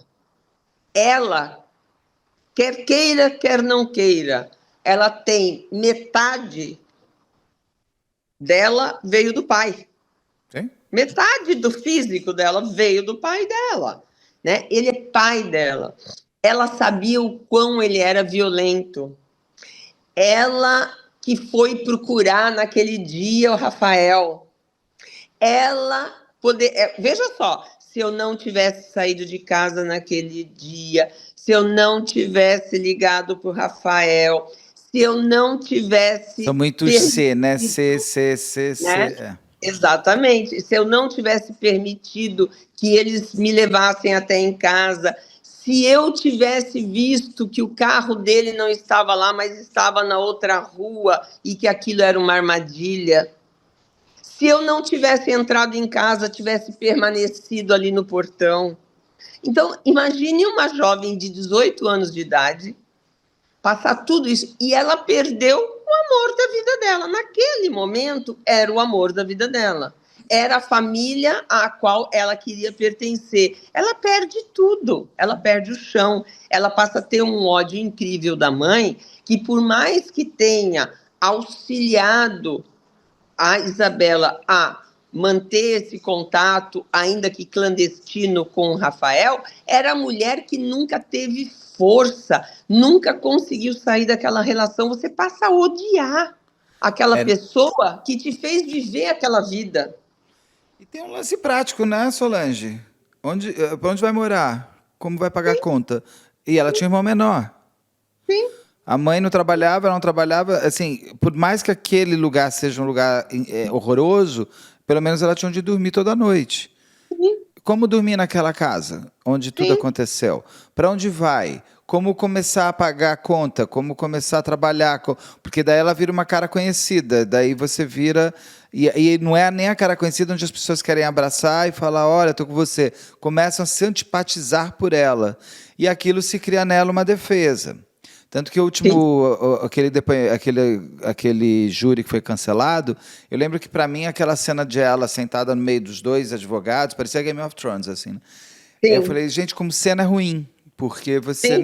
Eu você lembro que não você comentou isso comigo. cria empatia, e é super importante nesses momentos as pessoas terem, sim, até estrategicamente falando, é importante num júri, você sabe melhor do que eu. Então, quando Sim, você olha aquilo, você fica até assim, a foto é feia, a foto é ruim. sim. É Game of Thrones demais, assim, é Mas ela muito. precisava Mas foi daquela a coraça, forma né? de ela fazer. Né? Ela precisava. Você viu que agora ela não precisa mais. Ela mesmo enfrenta sozinha, né? E também agora a gente fala muito da Isabela, né? Mas a gente não fala da Camila, né? Se eu não me engano. Ah, você vê, a gente fala tanto da Isabela, da filha, da irmã Do do Rafael, mas ela não Rafael. dá entrevista, ela também não quer mais falar Não, sobre isso. não. Nenhuma das duas Mas irmãs, o que é uma pena. Deu entrevista à irmã da Miriam, a sim, tia do Rafael, mas a sim. voz nessa hora tão importante seria de fato a. Porque se você olhar, é muito pouco explorado quem são o João e a Miriam. Quem são essas duas pessoas? Eles se tornaram os pais do Rafael, do É. Brócolis, que foram mortos pelo Paulo Cupertino. O Paulo Cupertino ganhou Sim, ele protagonismo. ganha protagonismo, né? Ele ganhou protagonismo, como a maioria das vezes, né? Mas eu vejo naquela moça gozado, né? Eu falei isso daquela outra vez que nós fizemos o programa e volto a falar agora. Eu vejo na Camila a mesma força, a mesma altivez, a mesma inteligência, a mesma sagacidade, a mesma estrutura, sendo criadas por famílias tão diferentes que a Isabela, sabe? Eu vejo nelas, nas duas, mulheres muito fortes, muito fortes. O Rafael tinha 24, 23, 24 quando morreu. Eu acho que a Camila tinha 26, 25, Ela morava em 26 anos. Campinas até, aí teve que vir para São Paulo. Exatamente. E já casada, com filhinha, né? Uma filhinha. Mas você vê, né, que perda para essa moça. aqueles pais tão amados, tão queridos, tão bons, avós que não conseguiram, eu vejo isso por mim. Eu falo assim, que Deus me dê vida para ver meus netos crescerem. Oh, meu Deus. Verdade, porque quando você já tem os filhos adultos, você cumpriu tua missão, sabe? Você fala assim, poxa, agora tudo bem, se vier, se Deus quiser me levar, mas hoje eu falo, não, deixa É eu ver mesmo? eles crescerem, deixa eu ver eles aprenderem a escrever, deixa eu ver como é que eles vão ter a primeira namoradinha, deixa eu ser aquela amiga confidente. Eles não puderam ser, eles não puderam curtir os primeiros passos da neta, que é a coisa mais linda, a primeira palavra, o primeiro fofó. Eu vejo o Benício, quando ele fala fofó, fofó, e eles não puderam ouvir isso, né? Então, que homem mau, que homem perverso, que homem horrível, que pessoa odiosa. Ele pode ter sido um excelente marido para Dona Quitéria. Também não foi, porque atraiu, né? Apesar dela não falar mal dele, mas que péssimo exemplo de homem ele foi para os filhos, para Para três. todos. Um que eu sempre penso muito é no Tadeu, que Esse também tá, que estava lá ela dentro fala daquela assim, casa. é, Estava dentro daquela casa que foi levado a reboque da vida dele inteira, num tsunami devastador. Ele deve ter visto aquele homem batendo na mãe dele e na irmã dele, e ele não podendo fazer nada, porque ele ainda era muito novo, quando tudo acontece ainda. E ele, com certeza, era muito controlado sim, pelo Paulo Cupertino, uma vez que ele era o pavão da casa, né? Então, assim, sim, imagino o irmão da Isabela, o que ele, como seria essa. E muitos homens se tornam excelentes homens exatamente por esse reflexo de um ruim. sim. Então, nada impede de os filhos A serem. Isabela fala, né, dele no depoimento Sim, dela. Ela fala o quanto isso afetou e que ela tenta ao máximo tentar diminuir esse efeito negativo do pai, né, no próprio Tadeu. E eu acho que ela vai conseguir. Né? Ela é uma mulher muito forte, muito forte. E outra coisa, né, interessante, né? Quando o fato ocorre, quando o crime ocorre, como era a Vanessa e como ela se transformou fisicamente. fisicamente, né? Ela era uma velhinha, ela era uma velhinha, uma senhorinha, né? Gostem ou não do estilo que ela passou a utilizar, isso aí é um outro problema, isso não é um julgamento estético que cada um vai fazer. Mas não é a mesma pessoa. Não, ela rejuvenesceu, ela tirou dela o demônio Há lá dela. 20 anos, 30 anos de cima de si, né? E esse homem mereceu esses 98 anos. 98 anos, né? É uma pena, eu fiquei 98 anos. impressionado. 90, mas, Beto, olha, a pena, ela. São 3 homicídios também, isso é Três fuga, tem uns... homicídios, três homicídios, né? Não, ele foi só condenado, isso aí não teve nem relevância para a pena. As circunstâncias judiciais, que é o artigo 59, que eu digo sempre que muito juiz faz tábula rasa desse artigo, né? Que são os juízes da pena mínima, né? Ele, ele aumentou em 1/3, então a pena base já partiu de 28, né? Porque teve uma qualificadora, certo? Qual qualificadora? Uma qualificadora utilizada na circunstância judicial e a outra utilizada para qualificar. Aumentou em 1/3. Qual qualificadora que ele teve? Motivo torpe e recurso que impossibilitou a Da defesa defesa da das vítima. vítimas. Depois, na segunda fase, ele colocou como circunstância agravante. Na primeira fase, uma qualificadora serviu para sair do simples e ir para o qualificado, certo? Começa com 12, ele aumenta 1/3. E depois, ele coloca ainda que todas mais graves, as circunstâncias judiciais negativas devida e concretamente fundamentadas, merecem majoração na fração de 1/3. Por quê?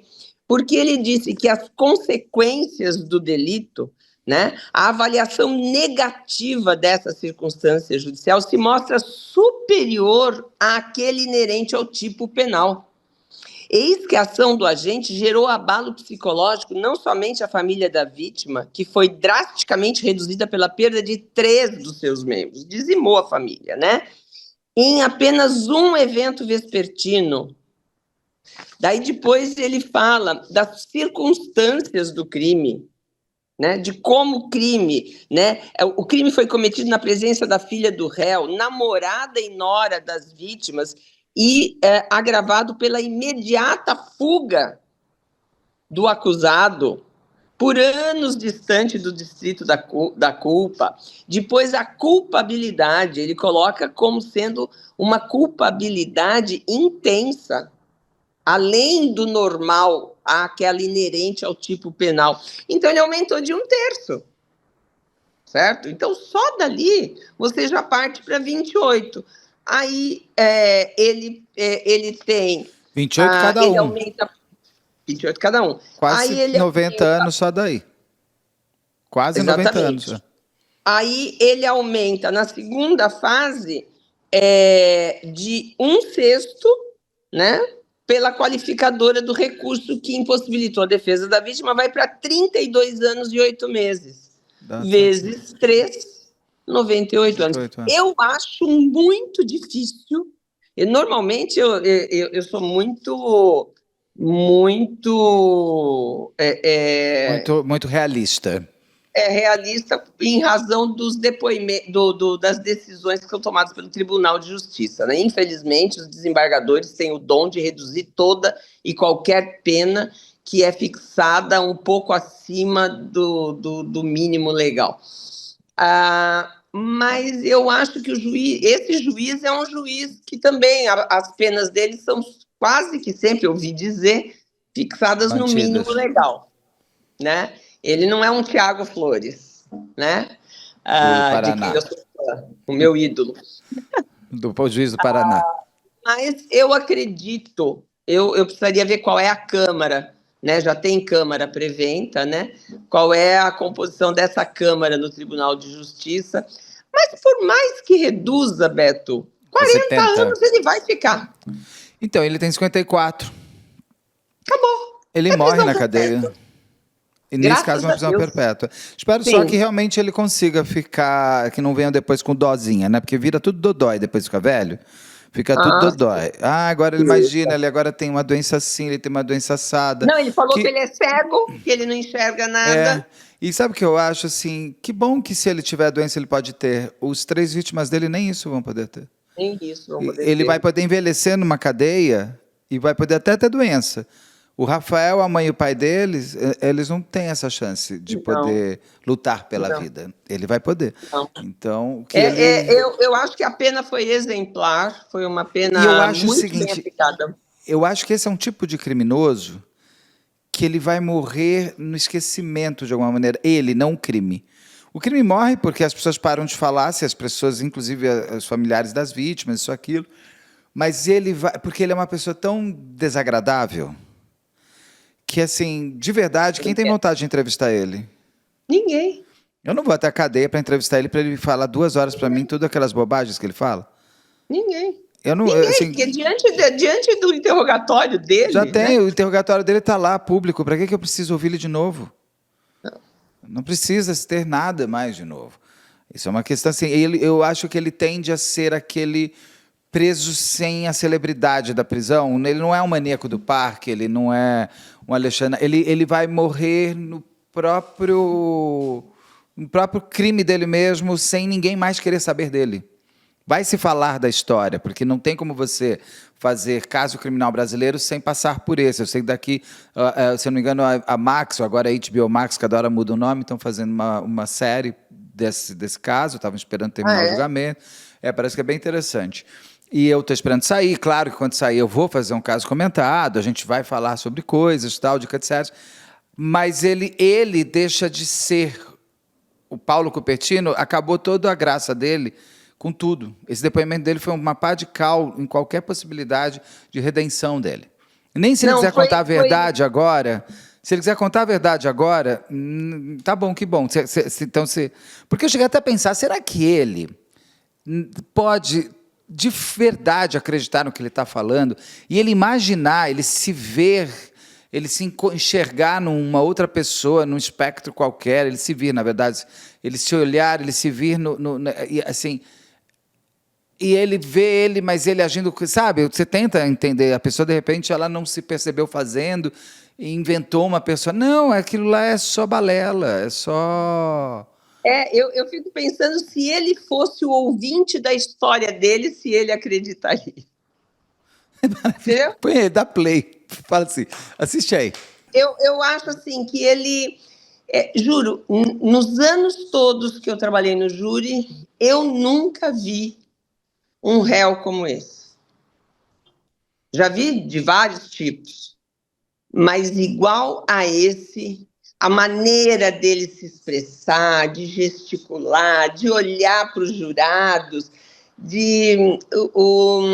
sabe, olhar para a plateia, ele não está falando com assistência. Ele não tem respeito por ninguém. Ninguém. Não, e ele diz ainda, eu não me arrependo. Eu ia falar exatamente. Nada. Não tenho que pedir perdão nenhum.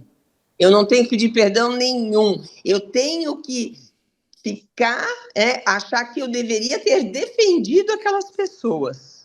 Fui um covarde? Fui, mas eu não tenho... Eu fui covarde, mas eu não matei. Então, eu não tenho que pedir perdão nenhum a ninguém. Ali mostrou uma coisa que o promotor fala, o doutor Tiago fala. Ele mudou o cabelo, ele mudou a barba, ele mudou a roupa, ele mudou de cidade várias vezes. Ele mudou de identidade, né? Usando outro documento. A única coisa que não mudou foi o caráter dele. Sim. Esse ele não mudou. Isso está na espinha dorsal dele. Meu amor, mais alguma coisa? Esse caso a gente vai encerrando ele, porque finalmente teve o julgamento. E esse é um que você estava sempre muito por dentro. Mais alguma coisa que você queira apontar, falar? Falamos tudo. Falamos bastante. Eu só peço que essas crianças e o filho mais velho dele, eu acredito que tenha muita vergonha dele, né? O outro também, porque não vai visitá-lo com frequência. A única que vai visitá-lo com frequência é a irmã dele, né? Ele perdeu a mãe, que parece pela qual ele nutria um sentimento muito nobre de filho. Ele era o filho mais novo, era o caçula, ia todos os dias, passava na casa da mãe. Ele não pôde estar junto da mãe, né, nos momentos finais da vida dela, né? Ou seja, ele não conta nem com o amor de mãe, que esse amor, por pior que seja o filho, parece que nunca perece, né? Mas a mulher dele se divorciou dele, espero que tenha iniciado uma outra vida, né? A Maria Quitéria acabou se divorciando dele. O filho mais novo da Quitéria já não visita com frequência. A Isabela simplesmente pediu para tirar o nome dele, né? Do nome dela. O Tadeu não tem por ele, provavelmente, nenhum sentimento mais nobre. E aquilo, a sua pior prisão será a solidão. Né? O Johnny Hooker, eu já cansei, mas vou repetir. O Johnny Hooker canta, solidão vai ser o seu pior castigo, e que seja. E que, de fato, as pessoas não alimentem nenhum ponto do emocional dele. Que ele realmente seja esquecido por todos, porque aí, para ele, é a morte total. Sim. Uma vez que realmente mais nada, ninguém mais quer saber desse homem. Não. E que essas vítimas vivas, porque eu considero vítima viva os filhos do Cupertino e as filhas do seu João e da dona Miriam, e irmãs do Rafael, né? Não considero a Maria Quitéria e também tampouco a Vanessa, né? Mas essas vítimas vivas, eu vejo nelas né? Apesar de não conhecer os filhos que ele teve com a Maria Quitéria, nem o Tadeu, que é o filho que ele teve com a Vanessa, mas eu tenho certeza que são pessoas que vão dar muito certo, que vão refazer as suas vidas, que vão conseguir superar e serão pessoas mas infinitamente melhores do que o Paulo Cupertino, eu não tenho a menor dúvida, não tenho a menor dúvida, né? Que a Isabela siga em paz, que consiga levar esse seu irmão para frente, para cima, e que a Camila consiga cuidar da pequena, né, da mais nova, cujo nome eu não me lembro agora. Não sei não se não é Rebeca, eu não sei não.